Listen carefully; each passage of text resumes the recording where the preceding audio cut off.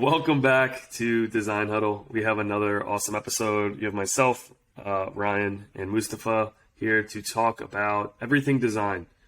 Today we're going to focus on kind of two parts that are very much interconnected. The first is design sprints and then UX workshops. What are they? Why do they add value? And like some tips if you were going to run them, how to make them the most as effective as possible. But before we do that, what is it, 2018? I feel like that was like the peak year of design sprints. They've changed a lot. Now people do virtual design sprints. But I will say I am personally a big fan of design sprints. I've been a facilitator. I've participated in them. I really feel the other benefit of these is that you feel very energized after working with a cross-functional group, and you leave kind of motivated to build something great. That's kind of my number one reason why I like it. But what's your take? I mean, you've been doing design sprints forever, Mustafa. What do you think? Yeah, no, I mean, in the beginning, I was really excited about them. Then I got a bit skeptical.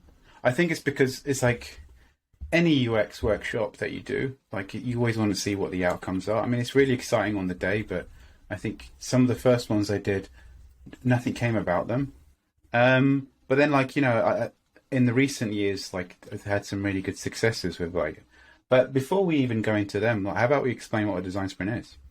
I guess. No. Yeah, let's do it.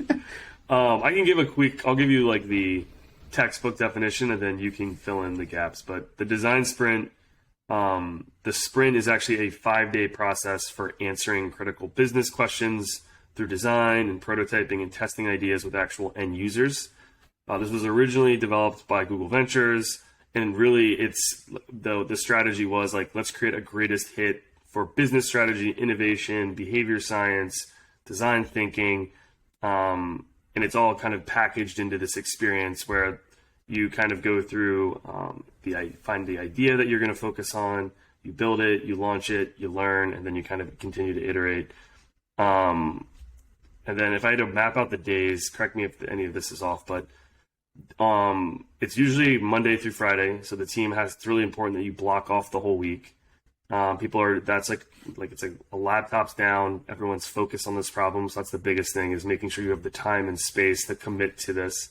So on Monday, you typically map out the problem and pick the important place to focus. So honing in the scope is kind of the key on the first day. On the second day, you'll sketch. So this is kind of the ideation phase where you're coming up with different concepts, and you're, creating solutions to the potential problem. On Wednesday is really the decision makers kind of day. That's how I think about it, where you're going to turn your ideas into hypotheses and really press and make key decisions. On Thursday, you're actually picking an idea, maybe two, but most of the time you're really anchoring on one idea. You hammer out a high fidelity prototype so it looks and feels like the experience you're trying to test. And then on Friday, you're bringing in live end users, customers, and everyone kind of watches these real-time, feedback UXR sessions. That's what I remember. I think that there's a ton of companies that have gone through it. And then as we go through this, like one resource I really want to call out is sprintstories.com. It has just like a bunch of examples of companies that have gone through this. There's also a book on this as well. I forget what the name of it is. I think it's just called... Is it this one, the blue one, Sprint? Yeah, I think it's just called Sprint. Oh, there it is. By Jake Knapp, who's one of the pioneers of the design sprint methodology. Yeah, so design sprints are pretty good in that, like these UX workshops where the goal is to figure out what a solution should be, and testing it have existed forever. I think IDEO is probably one of the biggest pioneers of like coming up with the small techniques, because it's like when you're working when we used to work in a traditional 9-to-5 office, you have to come up with ideas, and sometimes you get like design block or writer's block or whatever the equivalents may be.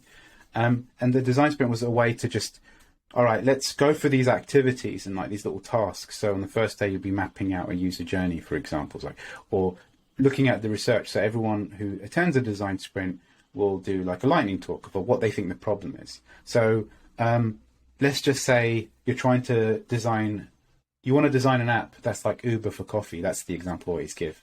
I think they even exist now. Because they have one for pizza. They have a Uber just for pizza called Slice. It's hilarious. Well, in Germany, there's a company called pizza.de, which is just basically for all different pizzas.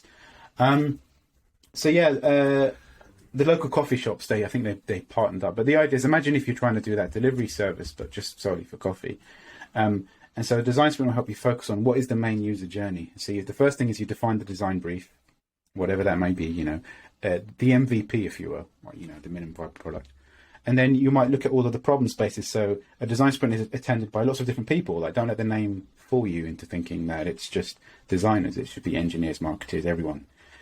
Maybe maximum, I think the sweet spot is about 7 to 8 people in a typical design sprint from the different disciplines.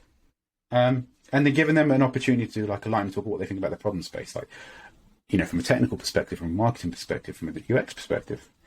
And then as you're doing it, this technique, which I think was developed by IDEO, is called How Might We's, and it's this very weird way of taking notes where you, on a sticky piece of paper, and if you've ever seen any UX designer's portfolio, there's always the classic sticky note. What you do is you write How Might We, which is HWM. Yeah, that's right. Sorry, I always get it wrong. So I have to remember, that's how you spell the acronym. And it's like, how might we, encourage users to use this app? Or how might we get satellite information that shows where the user is and where the coffee vendor is, or like the coffee delivery process? You want to try and keep it broad enough as that's the focus point of the design sprint. So that's basically where the brief it starts fermenting. And then from those, people share them, and then you start getting an idea. People vote on the how might we, which is basically defining the problem that you're trying to tackle as in the user journey. Then you start mapping out that user journey. What are the touch points?